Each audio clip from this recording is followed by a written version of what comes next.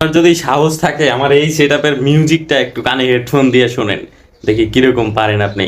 এটা যদিও 2.1 সেটআপের একটা সেটআপ, তো এটা আমি চালাইতেছি এই যে দেখেন 2.0 সেটআপ দিয়ে। আমি একটু যদি ভালো করে দেখাই আপনাদেরকে, এই যে এখানে ব্যবহার করতেছি আমি ZK 502 MT মডেলের, যেটা স্টুডিও একটা আউটপুট দিতে পারে। তো এই এই এই অ্যাম্পলিফায়ারগুলোর একটু বেসটা একটু টাইট থাকে, মানে একটু বেস বেশি থাকে এটার মধ্যে। চাইলে আপনারা 2.1 সেটআপের মতো বাজাইতে পারবেন এই অ্যাম্পলিফায়ারটা দিয়ে।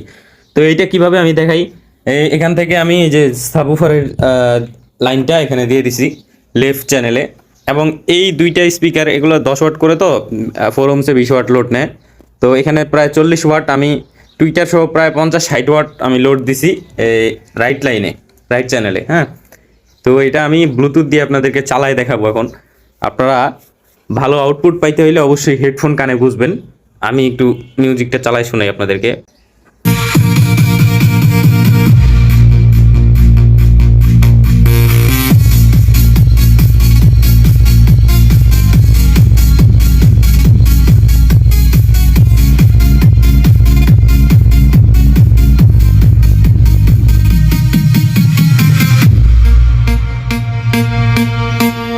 One, two, three, remix.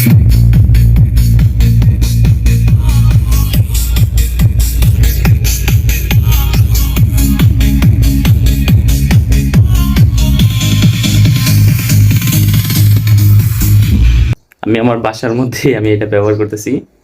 Headphone অবশ্যই ইউজ করতে হবে অরিজিনাল সাউন্ড পাইতে হলে। যদি ভালো মানের ফোন হয় সাউন্ডটা পাবেন অবশ্যই। তো এটা সেটআপটা আমার তৈরি করতে প্রায় অনেক টাকা খরচ হয়েছে। এটা যদিও এই সেটআপটার যে উপরের সেটআপটা, এটা আলাদা স্টুডিও একটা সেটআপ, এটাতে এক লাইনে আমি চালাইতেছি মনো করে এটা।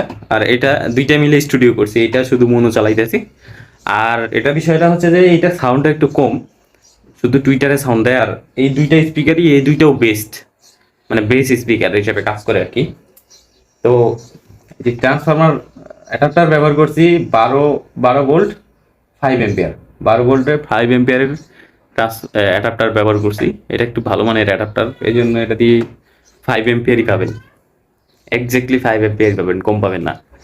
তো এই সেটআপ যারা তৈরি করতে চান যোগাযোগ করবেন, অবশ্যই অ্যাডভান্স করতে হবে। আমি কিন্তু অ্যাডভান্স ছাড়া কাজ করি না। অনেক ভাই এসে অনুরোধ বিনোরোধ করে, আসলে আমার খারাপ লাগে না দিতে পারার জন্য, কিন্তু আমি অ্যাডভান্স ছাড়া কাজ করি না।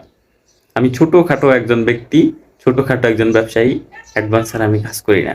আমি বড় ব্যবসায়ী না যে আমি মাল বানায় এত টাকা দিয়ে মাল বানায় এই ভারী মালগুলো, হ্যাঁ ডেলিভারি চার্জ তো কম আসে না, এই ভারী মালগুলো পাঠিয়ে দিব, আপনি না নিলে আবার রিটার্ন